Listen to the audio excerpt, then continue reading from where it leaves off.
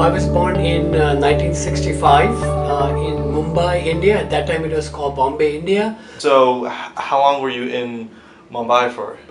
I was in Mumbai from till high school, so till I went off to undergrad. At what point did you think, all right, I think I want to move to the United States? Oh, I did my undergrad in India as well. So I went to an engineering school in India. So it was around the time that I finished my undergrad that I decided that I wanted to do higher education. I wanted to study more. Also, my major was engineering, which may not have been a good fit for me in terms of careers. I mean, it was fine as a major to study, and it always impresses people. But I didn't want to like work as an engineer. So I actually did an MBA in India as well, and at that point I decided that I wanted to do even further studies. So around the age of 24, 25 is when I decided that I wanted to do a grad school, a PhD in the US. US was a natural place because the best graduate business schools at that time, I mean things have changed in 25 years, were in the US. There were hardly any good business schools outside of the United States. What was your family history like? And I guess you mentioned that some of your family moved to the United States before you. So. Yes. Yeah, my uncles actually came to the US in 1966 to do PhDs in actually what I didn't know this then, but it's called the Deep South. My father's sister had also moved to Chicago in '63, and my mother's brothers had moved to the US in '64. So I knew that in our family, the ones who are very good at education, they do get and study abroad. I'm not a pioneer in those ways.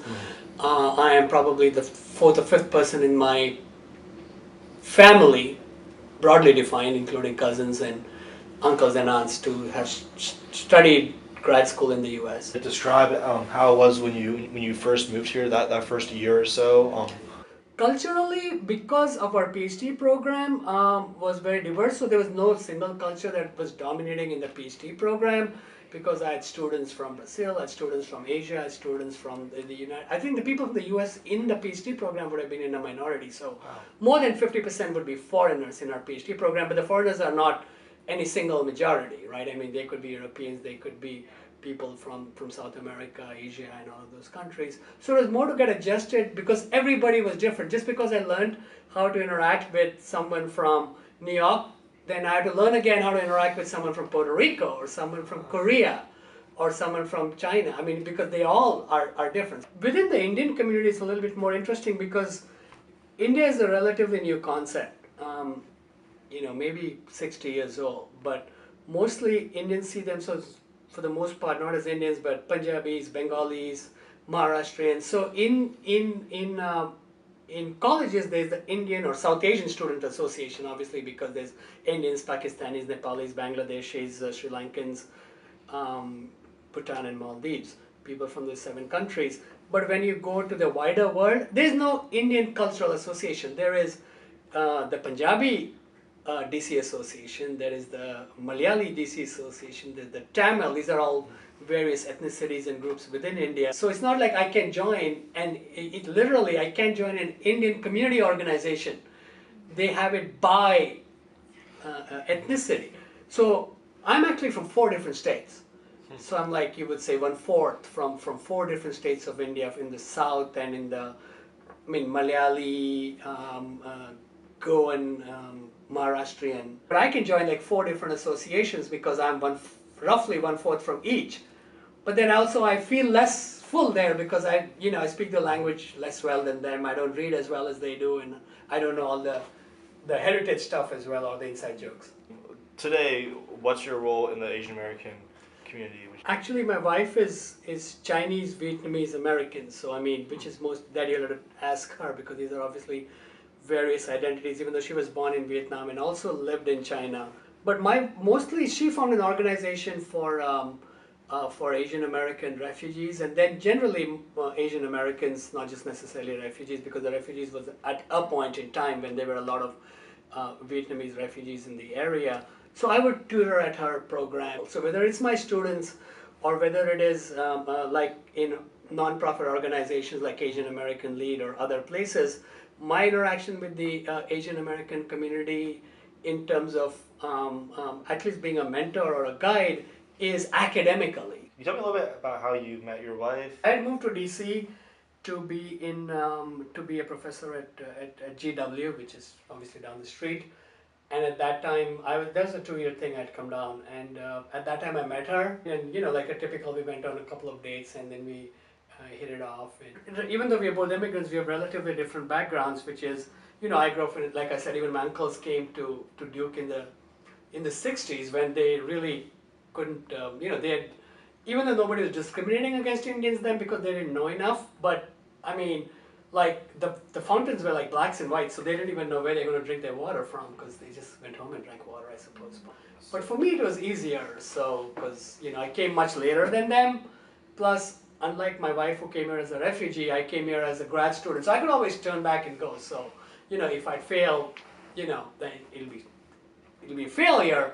But then I could go back because I already had a good job. What would be the rough equivalent of like working for Coca-Cola or something? I had that kind of job in India before I came here. So When did you move to DC? so I did one stint from when I met my wife from 2000 to 2000, maybe 2001 to 2002, and then after I got married, I came back here permanently in 2004. How has the political landscape of DC changed since your time here? One way it has changed is more, I would say, generationally. Lot more millennials coming into DC. It's always been people transiting to government jobs or nonprofits associations. But there's this whole concept of gentrification. So, for example, where the Vietnamese refugees lived is now places where my wife used to have her community organization. In the part of town where it was needed, but perhaps it was not at that point less. It was less expensive and everything then. So today, perhaps that. I don't think that house survives, but that neighborhood obviously survives. But like a townhome there, instead of costing 150,000, probably cost 800,000. I would definitely say places like Mount Pleasant, Petworth, U Street, those kinds of areas. So I guess or Chinatown, for example, right? The other thing I did through COGOD, which is we did this COGOD Millennial Index, where we look at what millennials in DC want. One of the facts they like about DC is that it is racially diverse. Now, it might also be socioeconomically less diverse because now the poorer people have been pushed out. For example, the Chinese from Chinatown. Now, there might be other Asians moving in, like millennial Asians, right? And millennials of all races and even multiracial and others from all over the world. But in terms of socioeconomic, I think it's got more expensive. So I think a lot of poorer people have been pushed out. That's one. And racially, this probably goes back to it, and it's related to Asian Americans and history. Is that a lot of universities today are trying to be as inclusive as they can. Obviously there's a lot of and some of that is in the political climate, and that's correct. But one of the groups that they completely ignore is international students. So a lot of schools look at international students as like revenue streams. They don't see that these are different people with different needs. So for example, like I have students from, let's say, I don't know, Pakistan or Bhutan or Nepal, and they're completely lost. They don't have a lot of support services. So for example, if you looked at a university and how much they do their visas and stuff. Right, they've got administrative support like doing visas for entering and leaving, but they don't have a lot of like support for them when they are here, and also recognizing that different Asian students have different needs. Chinese students might have language needs, whereas students like who come from Europe or India might not have language needs, but they might have other cultural needs. So that's just the one thing. So sometimes what happens is then the professors of that country play like as mentors for them. Can you help me get jobs, or can you help me navigate the system, or how do I get recommendations, or how do I find careers in the US? Because so that's the other thing. So like I help South Asian students. Maybe a Korean professor is helping Korean students, a Chinese, but that's more like incidental. And while we are happy to do that, there is, especially now that schools have a stated goal that up to 20% of their undergrads, they want them to be international, primarily because international students are full fee paying. But not only because they also, their stated reason is because they want a diverse group, which is also true. But the underlying thing is because international students, I don't know that they qualify, but usually don't ask for foreign aid.